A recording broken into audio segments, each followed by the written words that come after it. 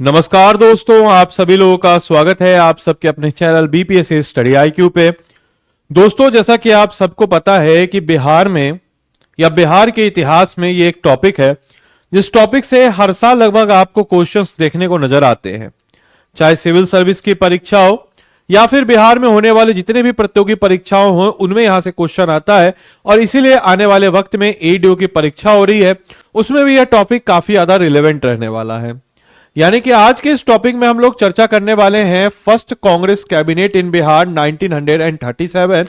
यानी कि बिहार में पहला कांग्रेसी मंत्रिमंडल जो 1937 में हुआ था, उसके पीछे की क्या वजह है, किस प्रकार से वो सारी चीजें हुई, उन पहलुओं के ऊपर आज के इस वीडियो में हम लोग चर्चा करने वाले हैं।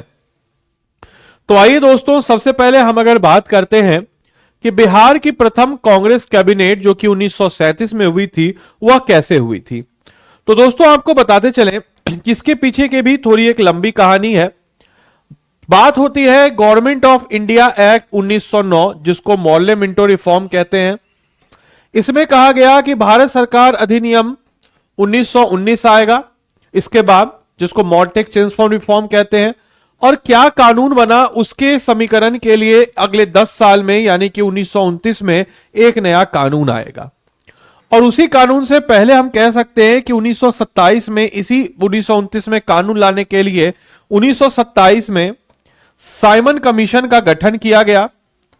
और यही साइमन कमीशन जो है भारत पहुंचता है 1928 में। और 1928 में जब ये साइमन कमीशन भारत पहुंचता है, तो इस साइमन कमीशन जब भारत पहुंचता है तो इसका पूरे भारत में विरोध होता है। और अंग्रेज लोग इसका बोलते हैं कि भाई, Indians are not capable to making their own constitution and that's why we are not including Indians in the Simon Commission। यानी कि भारतीय जो है अपना संविधान बनाने के लायक नहीं, इसलिए हम भारतीयों को इस साइमन कमीशन में नहीं इंक्लूड करते हैं। जिसके बाद नेहरू रिपोर्ट आता है, उधर 14 पॉइंट रोस्टर जिन्ना के द्वारा आता है।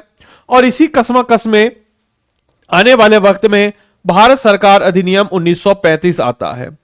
और इस भारत सरकार अधिनियम 1935 के तहत ही हम कह सकते हैं कि 1937 में चुनाव होता है। और यह भारत सरकार अधिनियम 1935 जो कि अगस्त 1935 में पेश किया गया ब्रिटिश पार्लियामेंट में।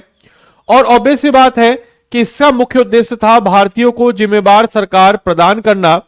और इसके साथ साथ बर्मा को यानी कि म्यांमार को भी अलग किया गया, इसके साथ साथ उड़ीसा को बिहार से भी अलग किया गया। और भी बहुत सारी चीजें यहां पे हमको घटित होती हुई नजर आती हैं। तो यह भारत सरकार अधिनियम 1935 के बाद बिहार में स्वशासन की एक नई शुरुआत होती है। और इसी स्वशासन की एक नई शुरुआत के बाद हम कह सकते हैं कि भारत सरकार अधिनियम 1935, जिसको गवर्नमेंट ऑफ इंडिया एक्ट 1935 कहते हैं, इसके तहत राज्यों को संवैधानिक अधिकार या कॉन्स्टिट्यूशनल रेमेडीज में मिले। और प्रांत जो है यानी कि प्रोविजनल ऑटोनॉमी दी गई। और केंद्र में द्वैत शासन यानी कि डायरार्की की भी व्यवस्था हुई। साल सा 1937 और कुल निर्वाचन क्षेत्र से 152 और कांग्रेस के उम्मीदवार थे 107। ये बिहार का डेटा मैं आपको दे रहा हूं, जिसमें से कांग्रेस ने 98 सीट पर जीत हासिल की। कांग्रेस को बहुमत मिला। ऑब्वियस सी बात है कि 152 सीट पे चुनाव हो रहा है और इस 152 सीट पे 107 सीट पे चुनाव, और कांग्रेस ने 98 सीट जी, जो कि बहुमत, ऑब्वियस सी बात है, पूर्ण बहुमत कांग्रेस को मिला। लेकिन उसके बावजूद भी कांग्रेस ने सरकार बनाने से इनकार किया। कारण क्या था? उस समय में बिहार के राज्यपाल थे एमजी हॉलेट। एमजी हॉलेट और कांग्रेस के लीडर थे जिनका नाम था श्रीकृष्ण सिंह। श्रीकृष्ण सिंह ने बोला कि जब हमारी सरकार बनी है तो हम अपने हिसाब से सरकार को चलाएंगे। अगर आपके हिसाब से हम चलाएंगे तो चुनी गई सरकार का मतलब क्या है? और इसी को लेकर के दोनों के बीच में डिस्प्यूट हुआ। और इसी डिस्प्यूट और इसी विवाद के कारण हम कह सकते हैं कि एमजी हॉलेट और अगर हम लोग बात करते हैं श्रीकृष्ण सिंह के बीच में विवाद हुआ।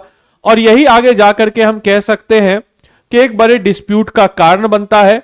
और यही बड़ा डिस्प्यूट जो है आगे जाकर के हम कह सकते हैं कि एक बड़ा डिस्प्यूट का कारण बनता है। और आगे जाकर के श्रीकृष्ण सिंह सरकार बनाने से मना कर देते हैं।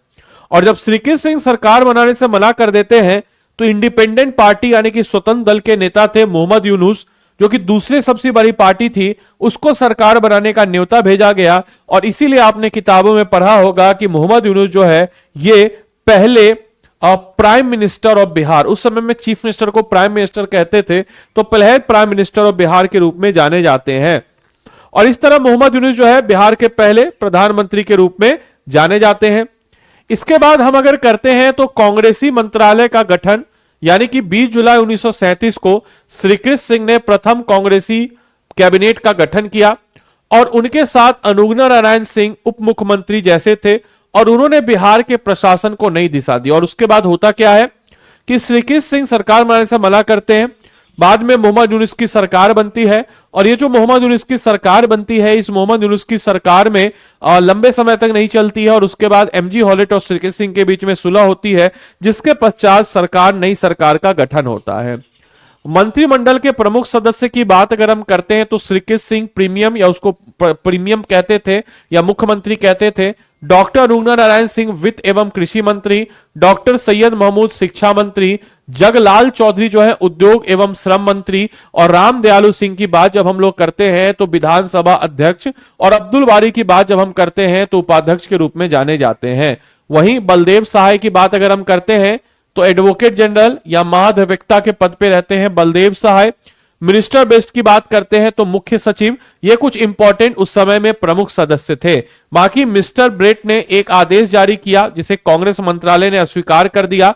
याद रखिएगा, मिस्टर ब्रेट जो थे ये मुख्य सचिव थे, चीफ सेक्रेटरी थे और इस सरकार का उपलब्धि ये था कि उनका एक आदेश था जो कि भारतीयों के खिलाफ था, उसको इन्होंने विरोध किया, अस्वीकार किया और भारी विरोध के बाद ब्रेट को आदेश जो है वापस लेना पड़ता है। इस दौरान मेजर रिफॉर्म्स और वर्क भी हुए थे। क्या क्या मेजर रिफॉर्म्स और वर्क हुए?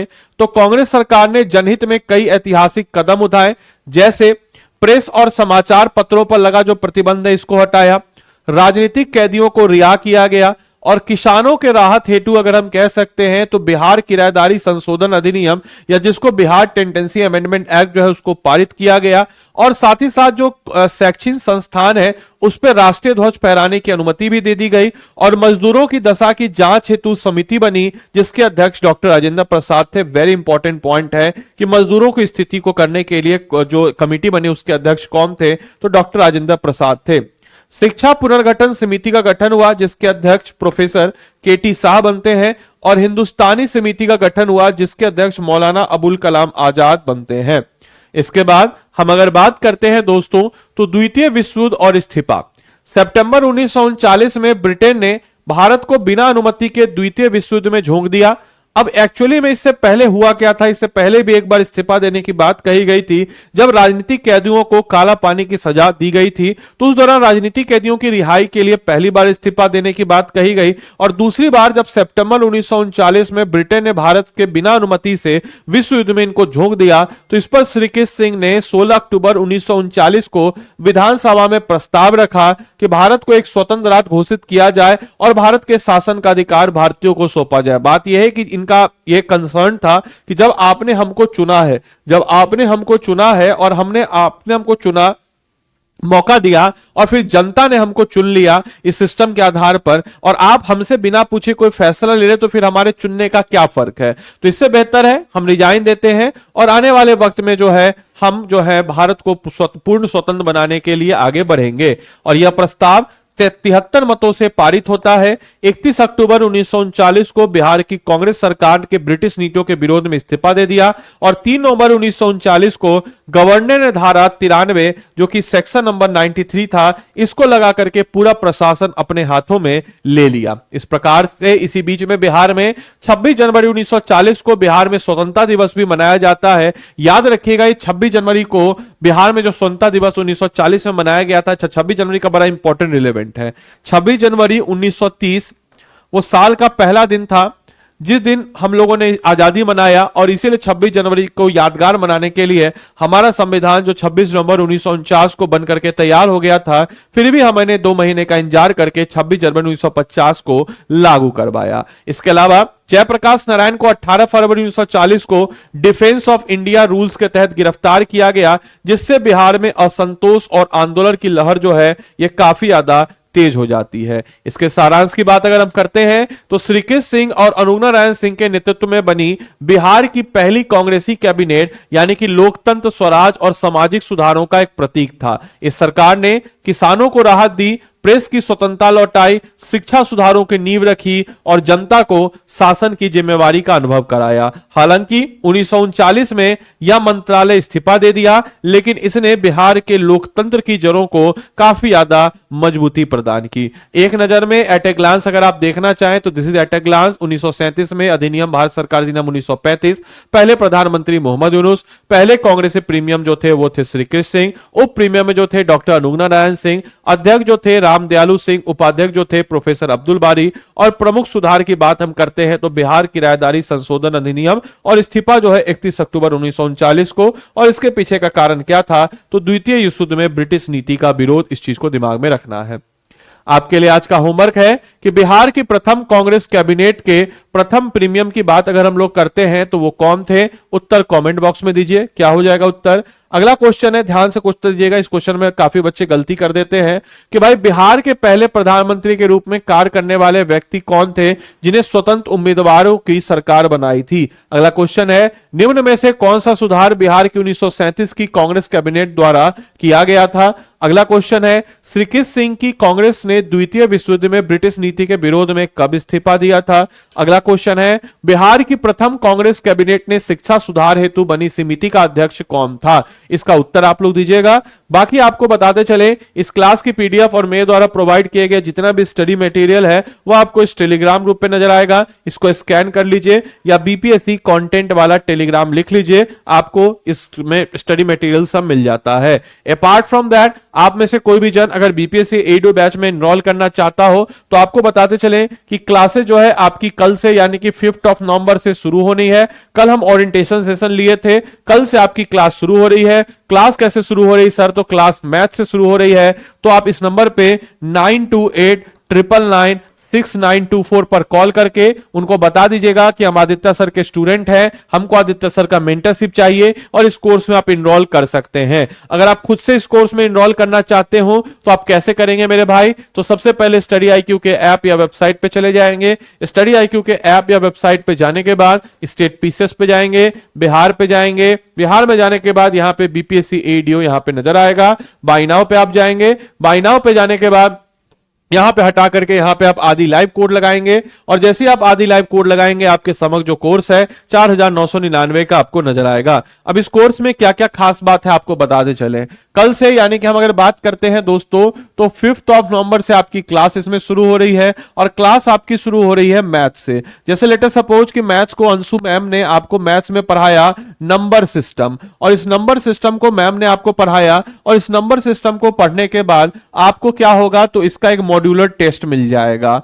मॉड्यूलर टेस्ट मिलने के बाद आपको इसमें क्या हो जाएगा तो मॉड्यूलर टेस्ट मिलने के बाद आपको इसका क्रक्स मटेरियल मिल जाएगा, जो ट्रिक्स वगैरह होगा मास्टर जो पढ़ाएगा सो पढ़ाएगा। और इस तरीके से आप मैथ्स के सारे टॉपिक का इसी सिस्टम से होगा, पढ़ाया जाएगा, उसका टेस्ट लगाया जाएगा और क्रक्स मटेरियल मिलेगा। और इस प्रकार से रीजनिंग के सारे टॉपिक का ऐसे ही करेंगे, जीके जीएस के सारे टॉपिक्स का हम लोग ऐसे ही करेंगे, जनरल साइंस के सारे टॉपिक का हम लोग ऐसे ही करेंगे, करंट अफेयर्स के सारे टॉपिक का हम लोग ऐसे ही करेंगे, हिंदी और इंग्लिश दोनों के दोनों सारे टॉपिक्स का हम लोग कुछ इसी प्रकार से पूरे के पूरे सिस्टम में modular based topic, crux based topics तरीके से हम लोग करते हुए आगे बढ़ेंगे। और इस प्रकार से आपका पूरा मैथ्स खत्म होगा तो मैथ्स का पूरा modular based topic, reasoning, GK GS सबका होगा। और लास्ट में आपको 20 जो है इसमें फुल लेंथ मॉक टेस्ट मिलेगा, तो यानी कि आपको टेस्ट सीरीज भी इधर उधर करने की जरूरत नहीं है। साथ ही साथ आपको मेरा मेंटरशिप भी यहां मिलता है अगर आप आदि लाइव कोड को यहां पे लगाते हैं। तो मैं इसमें बिहार जीके आपको पढ़ाने वाला हूं जो कि बड़ा रिलेवेंट इंपॉर्टेंट रहने वाला है। मैं आपको थोड़ा सा एक डेमो जो है यहां पे आपको दिखा देता हूं, समझा देता हूं, बता देता हूं। तो आदि लाइव कोड लगा करके आप इस कोर्स में अपने आप को एनरोल कर सकते हैं। तो देरी किस बात की, आदि लाइव कोड लगाइए और इस कोर्स में एनरोल करके अपनी तैयारी को मजबूती प्रदान कर सकते हैं। अन्य जानकारी के लिए 9289996924 इस नंबर पे आप कॉल कर सकते हैं और टेलीग्राम पे पूछ सकते हैं। आप आदि लाइव को बता दीजिएगा कि हमको आदित्य सर का मेंटरशिप चाहिए। बाकी सारी इंफॉर्मेशन के लिए हम लोग मिलते हैं अगले सेशन में। तब तक के लिए सारे बच्चों को bye bye, take care, thank you and thanks for watching this session. Thank you.